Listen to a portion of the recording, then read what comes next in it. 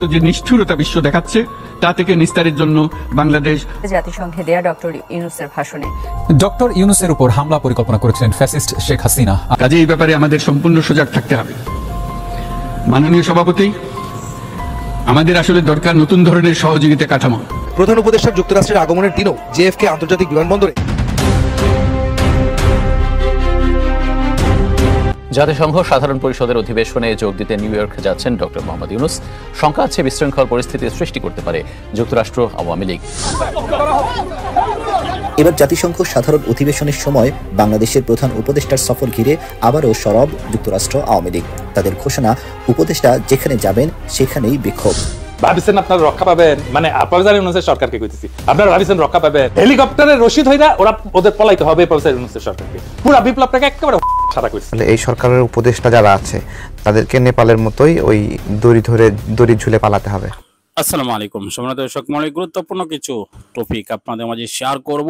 সারাদিনের viral update টপিকগুলা একত্রে সাজিয়ে উপস্থাপনা করতে যাচ্ছি, তাই একটি লাইক করে না টেনে শেষ পর্যন্ত ভিডিওটি দেখতে থাকুন। পক্ষে দাঁড়াতে প্রেরণা যোগাবে। আমাদের মুক্তি ও গণতান্ত্রিক আকাঙ্ক্ষাকে বাস্তবে রূপ দিতে আমি তাই আজ বিশ্ব সম্প্রদায়কে আমাদের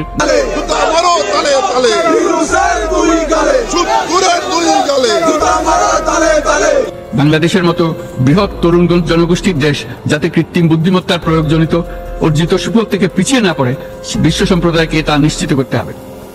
একই সঙ্গে নিশ্চিত করতে হবে যেন কৃত্রিম বুদ্ধিমত্তার কারণে কর্মক্ষেত্রে মানুষের চাহিদা ক্রমাগতভাবে সংকুচিত হয়ে না যায়। এই প্রসঙ্গে আমি উল্লেখ করি যে আমরা ভিন্ন একটা ইন্টেলিজেন্স, অটোনোমাস ইন্টেলিজেন্স। নিউ ইয়র্কে ব্যস্ত সময় কাটাচ্ছেন প্রধান উপদেষ্টা ডক্টর মোহাম্মদ ইউনূস। এর মধ্যে বিভিন্ন দেশের সরকার ও রাষ্ট্রপ্রধানদের সঙ্গে বৈঠক করেছেন তিনি। স্থানীয় সময় বুধবার বিশ্ব ব্যাংকের প্রেসিডেন্ট অজয় বাঙ্গার সঙ্গে জাতিসংঘ সদর দপ্তরে সাইডলাইন বৈঠক করেন প্রধান উপদেষ্টা। এ সময় অন্তর্বর্তী সরকারের সংস্কার কর্মসূচিতে বাংলাদেশকে $3.5 বিলিয়ন দেওয়ার ঘোষণা দেন অজয়। ডক্টর ইউনূসের দীর্ঘদিনের বন্ধু অজয় বাঙ্গা বলেন, অন্তত $2 বিলিয়ন নতুন ঋণ দেওয়া হবে। বিদ্যমান কর্মসূচি থেকে আরো $1.5 বিলিয়ন সহায়তা দেওয়া হবে। এ সময় এশিয়ার জ্বালানি খাত কার্যকর গণতন্ত্রের জন্য লড়াই করেছে, যার জন্য আমাদের নতুন প্রজন্ম জীবন উৎসর্গ করেছে। আমাদের যে বিষয়ে আমরা প্রশ্ন করতে চাই যে ডক্টর ইউনূস যাবে এবং যুক্তরাষ্ট্র আওয়ামী লীগ ডক্টর ইউনূসকে অভ্যর্থনা জানানোর জন্য প্রস্তুত, যতটা আমরা বুঝতে পারি। ডক্টর ইউনূস কবে আসবেন? আপনারা কি তার আইটিনারিটা পেয়েছেন? তার আইটিনারি নিয়ে একটু ধুমরাত জালের সৃষ্টি করেছে। কোন সময় বলছেন উনি 21 তারিখে রওনা দিবেন, আবার কোন পত্র পত্রিকা বলছেন 22 তারিখে রওনা দিবেন। এভাবে নানান কথাবার্তা চলছে। আমি তার আগে একটু শুরু করতে চাই সবার উদ্দেশ্যে যে সারা বিশ্বে একটি মাত্র দেশ, যে দেশে কোনো বৈধ সরকার নেই, সেই দেশটি হলো আমার আপনার মাতৃভূমি বাংলাদেশ। 5ই আগস্টে ছাত্রদের কোটা আন্দোলনকে কেন্দ্র করে একটা অভূতপূর্ব ঘটনার সৃষ্টি করেন যে মহামানব সম্ভবত আগামী 22 তারিখে যুক্তরাষ্ট্র মাটিতে আসবেন নিউ ইয়র্কে 80তম জাতিসংঘের সাধারণ অধিবেশনে অংশগ্রহণ করার জন্য। এক ঝাঁক নেতৃবৃন্দকে নিয়ে উনি আসছেন। আমাদের বক্তব্য হলো লাউড এন্ড ক্লিয়ার, যেহেতু উনি অবৈধ, সেহেতু উনি বাংলাদেশের 17 কোটি মানুষকে বৈধভাবে জাতিসংঘের এই সমাবেশে ওনার যোগদান করা সমীচীন নয়। আমরা যুক্তরাষ্ট্র আওয়ামী লীগের পক্ষ থেকে ওনাকে আমরা অবাঞ্ছিত ঘোষণা করেছি। তার কারণ, কয়েকটি কারণ আমি শুধু বলবো। দেখেন, উনি গত 1 বছরে কি করেছেন বাংলাদেশে।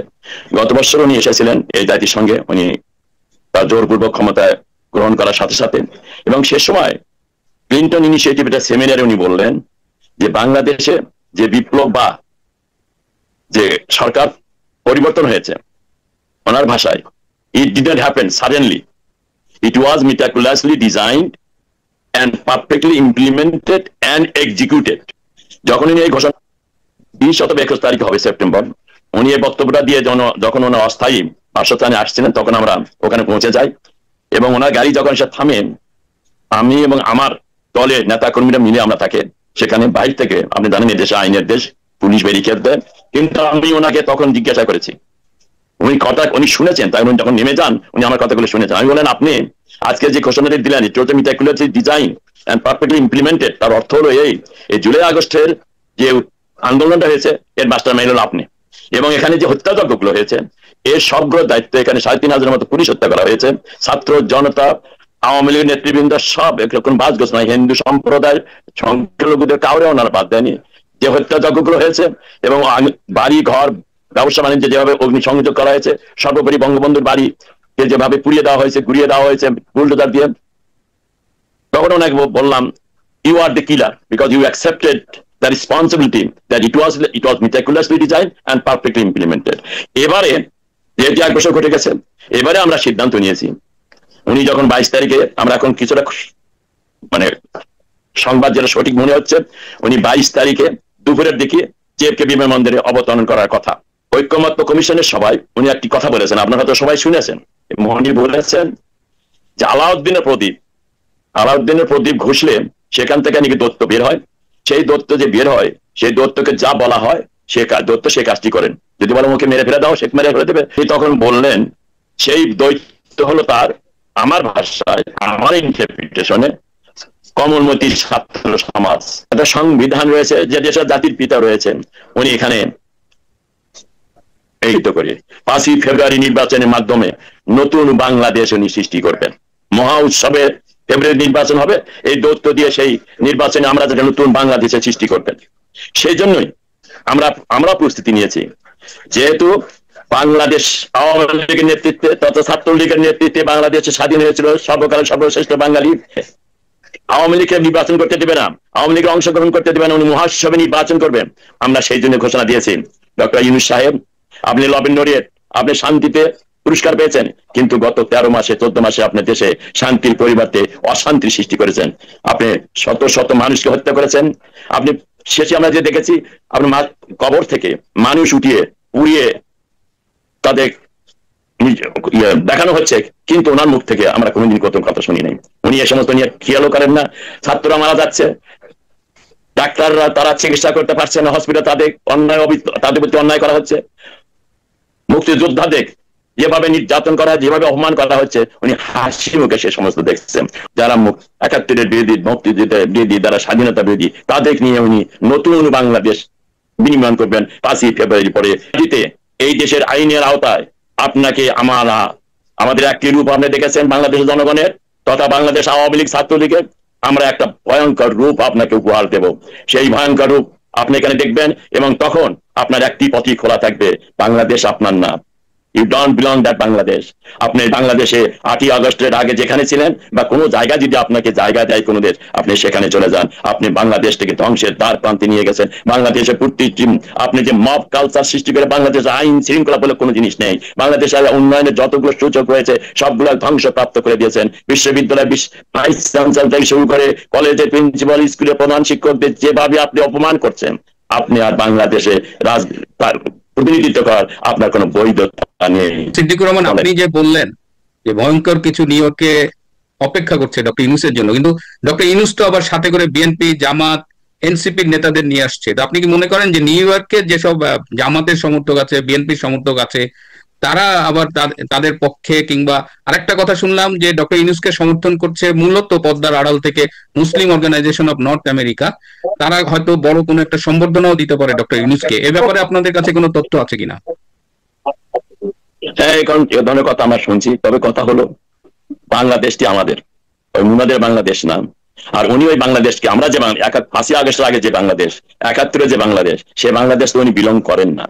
উনি আমাদের এই ঘোষণা পাওয়ার পরেই উনি এখন ওনার বডিগার্ড হিসাবে, অনেকে সেটা বলছে, আমি বলছি না, বাংলাদেশের বিভিন্ন টক শোতে, নিউজে তারা বলছেন যে উনি ভয় পেয়ে গেছেন, যেখানে একটা কিছু ঘটনা ঘটবে, যেটা লন্ডনে ঘটেছে, যেটা জাপানে ঘটেছে।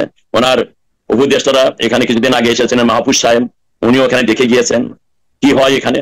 এ দেশে একটা আইনের দেশ, আইনের মধ্য দিয়ে আমরা পুলিশের কাছ থেকে আমরা পারমিশন নিয়েছি শান্তিপূর্ণভাবে আমাদের অ্যাঙ্গার, আমাদের রূপ ওনাকে আমরা দেখাবো। উনি শুধু দেখবেন, আপনারা দেখবেন যখন হয়তো আপনারা আমাকে জিজ্ঞেস হয় একটু এক্সাম্পল দেন না, এটা এক্সাম্পল দেওয়ার কিছু না। আমাদের যেভাবে উনি নির্যাতিত করেছেন, যেভাবে বাংলাদেশে শত শত এমপি মন্ত্রীকে বিনা বিচারে জেলখানে রাখছেন, জননেত্রী শেখ হাসিনার বিরুদ্ধে শত শত হত্যা মামলা দিয়ে তার বিরুদ্ধে যে সমস্ত অপপ্রচার করা হচ্ছে, তার যে প্রতিক্রিয়া উনি সেটা দেখেন নাই, উনি এবার এখানে এসে দেখবেন। তবে আপনি যে কথা বললেন যে নেতৃবৃন্দরা আসছেন জামাত, বিএনপি, এনসিপি, তাদের এখানে তাদের ফলোয়ার্স আছে। এদেশে আইনের দেশ, আইনের দেশে আমরা যারা প্রতিবাদ করি, প্রতিবাদের অধিকার আমাদের রয়েছে এবং প্রতিবাদ করার এখানে এদেশের আইনে এটা সিদ্ধ।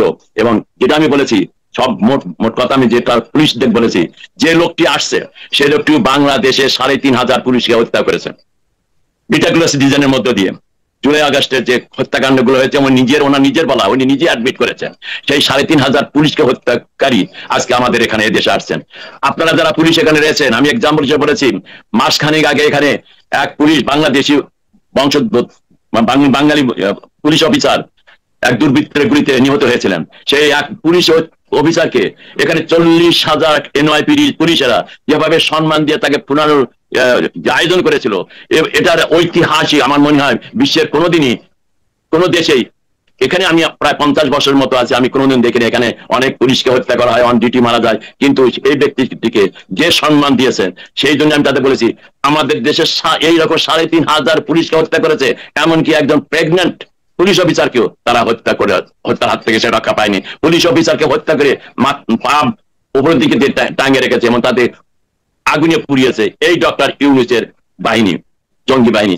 তাদেরকে আমরা আমাদের যে আঙ্গার, সেই আঙ্গারটা আমরা দেখাতে চাই, তোমাদের সহযোগিতা চাই। পুলিশ বলেছে এ দেশের আইন আছে, এই দেশের আইনের মধ্যে দিয়ে আপনারা কোনো ললেসনেস কিছু দেখাবেন না, আপনাদের বাকি যত প্রকারের মিডিয়ার ওয়ে আছে, আপনাদের অ্যাঙ্গার, আপনাদের দাবি, আপনাদের অভিব্যক্তি, আপনাদের আবেগ আপনারা দেখাতে পারবেন। সেই জন্যই বলছি তাদের সাথে করে নিয়ে আসলো কাজ হবে না, তাদের তো মনে জোর কম, তোমরা জোর আরো কমে গেছে। ঢাকা ইউনিভার্সিটি এবং জাকসুরিন যখন নির্বাচনের রেজাল্টের পর বিএনপি যে আজকে যে একটা মোহ ছিল, সেটাও কিন্তু অনেকটা ঘাটতি দেখা যাচ্ছে। যে তাদের সিদ্ধান্ত ছিল এবার এটাও তারা ডক্টর ইউনূসের সম্বর্ধনা বা অভ্যর্থনা বা হোয়াটএভার ইউ কল ইট তারা যেত না। এখন যেহেতু তাদের দলীয় মহাসচিব আসছেন, তারা কিছু যাবে, তবে তাদের অ্যাকশন, তাদের অ্যাক্টিভিটিস আমাদের মতো হবে না। এবং আমার বিশ্বাস আমাদের সাথে তার সাথে কথা হয়েছে, আমরা তো কোনো বিএনপির বিরুদ্ধে স্লোগান দেবো না, আমরা জামাতের বিরুদ্ধে কোনো স্লোগান দেবো না, আমরা এনসিপির বিরুদ্ধে কোনো স্লোগান দেবো না। আমাদের একটাই দাবি, এই ডক্টর ইউনূস অবৈধ, এই ডক্টর ইউনূস দেশে হাজার হাজার মানুষকে হত্যা করেছে, হাজার হাজার বাড়িঘর পুড়িয়ে দিয়েছে, বঙ্গবন্ধুর বাড়ি, এটা বঙ্গবন্ধুর বাড়ি না, বাংলাদেশের যে বাড়িটা ৩২ নম্বর বাড়িটা যে গুড়িয়ে দিয়েছে, এর প্রতিশোধ আমাদের নিতে হবে। এর প্রতিশোধ আমরা কিভাবে নেব সেটা প্রতিশোধ নেওয়ার সময় দেখা যাবে। তাই ওনার এখনো সময় আছে, ওনার মত চেঞ্জ করা উচিত। He should not come to this world forum because he is murderer, is fascist, is hypocrite. তার কারণ হিপোক্রেট এই জন্যই বললাম, এই ভদ্রলোক আবার চেষ্টা করছেন যে পুলিশ অফিসারের কথা বললাম নিউ ইয়র্কে দুর্বৃত্তের হাতে নিহত হয়েছেন, উনি তার পরিবারের সাথে দেখা করতে চান। What is shame!